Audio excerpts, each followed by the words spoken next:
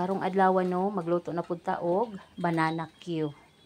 So kani siya nga saging napalit ni nako siya sa Tiangge sa Esperanza katong pagadto nako sa poblasyon o katong sa Esperanza Rising na ay Tiangge dito ko ani nakapalit kay nakaagi man mi didto. So duha ra ka kilo ang akong napalit kay mahal man gud siya. Mahal day ang kardaba nga saging.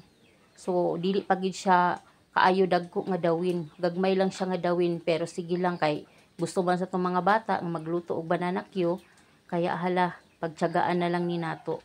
Gamitan ni nako og brown sugar kay maura may affordable diri sa atua o diri sa amoa sa probinsya. Diri sa probinsya manggod ang ginagamit ginamo permi ang kadali-dalian ginamo brown sugar gid ang among ginakamay kay ang refined sugar manggod katong puti manggod nga kamay mahal siya kaayo kaya dili mi nagagamit ato. So brown sugar ang kadalasang ginagamit dinhi. So mao pod na akong gamiton ron sa akong pagluto sa banana Q. Okay. No, mao na ni ang akong niluto nga banana Q. Hapit na ni siyang maluto, haununo na lang ni siya. So gamayng huwat na lang mahaon na. Okay, luto na gyud ang atong banana Q. So nindot siya pagkaluto no.